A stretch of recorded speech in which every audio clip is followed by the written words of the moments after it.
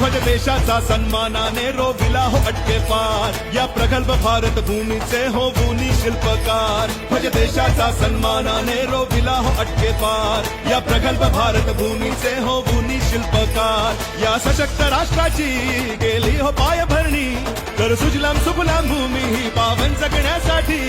उज्ज्वल भारत बनविण्याचा हा ध्यास ऐकला माझा.